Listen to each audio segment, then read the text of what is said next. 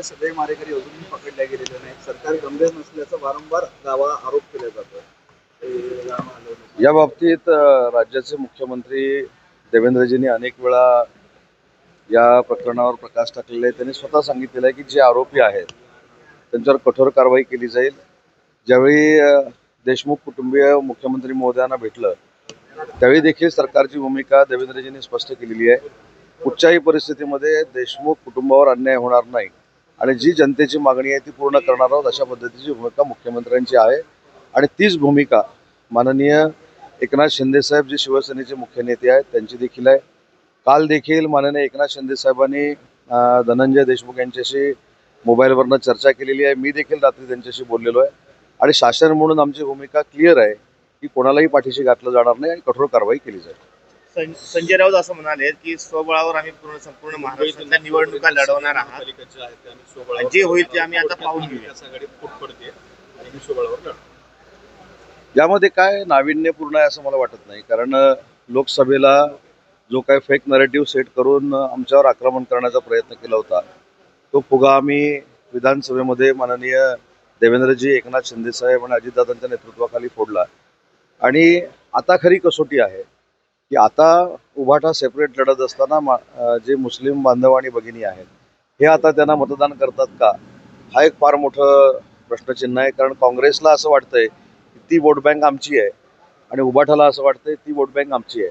आता खऱ्या अर्थानं या सगळ्याच महाविकास आघाडीच्या पक्षांची कसोटी आहे. ठाकरेंचं मुख्यमंत्र्यांची अनेक एकत्र लढणार आहात की तुम्ही स्वतंत्र लढणार आहात? कारण इथे भाजपच्या नेत्यांनी असं म्हटलंय की आम्ही स्वबळावर लढणार, युतीमध्ये लढणार नाही. एक पहिली गोष्ट अशी आहे की महायुतीनं लढायचं की महायुतीनं लढायचं नाही हे शिवसेनेचे सगळे अधिकार हे माननीय एकनाथ शिंदे साहेबांचे आहे. भाजपाचे सगळे अधिकार देवेंद्रजी आणि त्यांच्या कोअर कमिटीचे आहेत. तसं राष्ट्रवादी काँग्रेस पक्षाचे अजितदादांचे आहेत.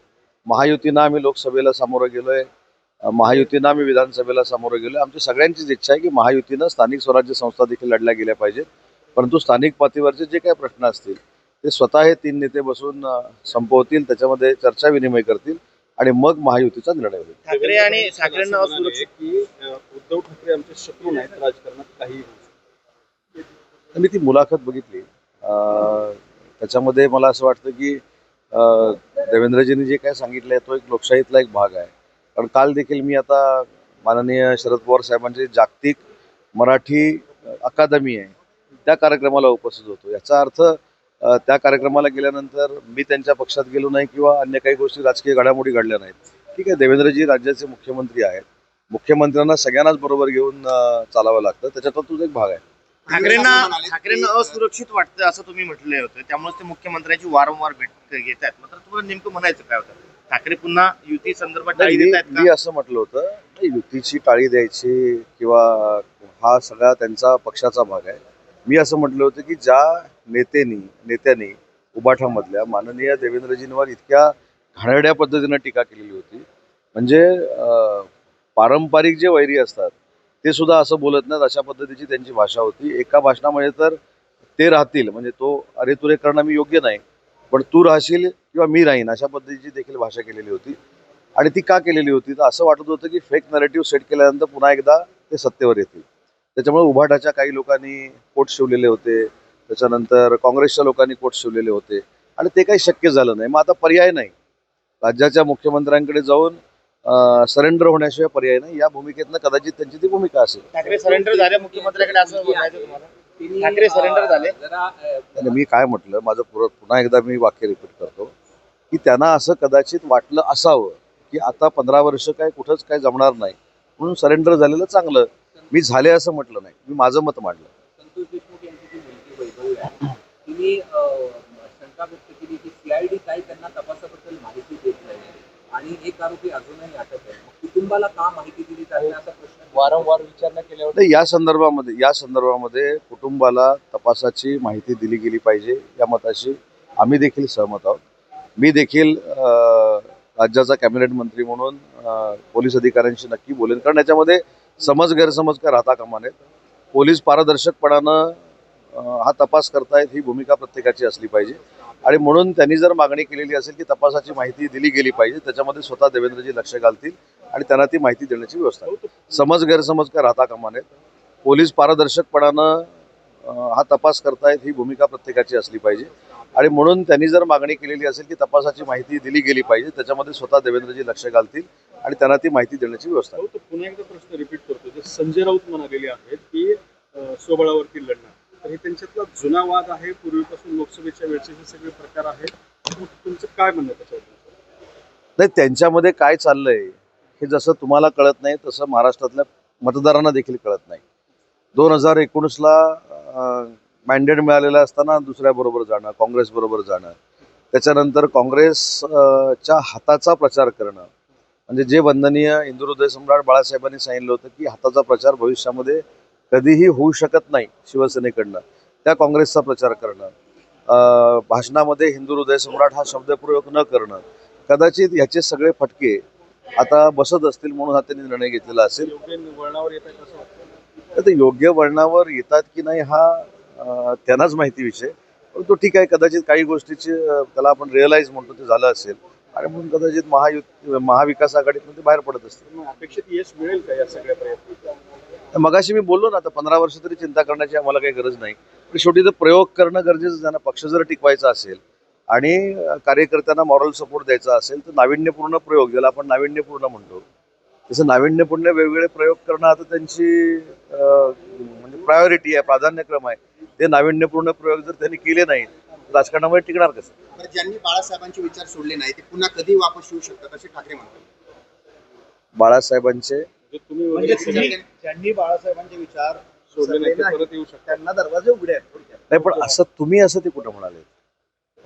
ते मला असं वाटतं की काल परवाची त्या सगळ्यांची भूमिका, आजची भूमिका, याच्यामध्ये तुम्हाला देखील जाणवत असेल प्रचंड असुरक्षितता त्यांच्यामध्ये निर्माण झालेली आहे.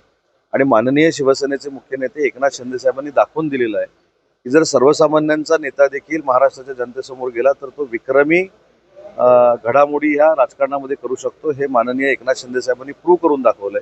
आणि म्हणून कधीही कोणाला राजकारणामध्ये कमी लेखू नये हे जे सांगितलं जातं त्याची प्रचिती माननीय एकनाथ शिंदे साहेबांनी नुसत्या महाराष्ट्राला नाही देशाला आणून दिलेली आहे. नितेश राणे ईव्हीएमचा लॉंग फॉर्म करताना असं म्हणतात, अगेन्स्ट मुल्ला. असं काल बोलले. ते नितेश राणे काय बोलले मी आता पहिल्यांदा बघतो, ऐकतो.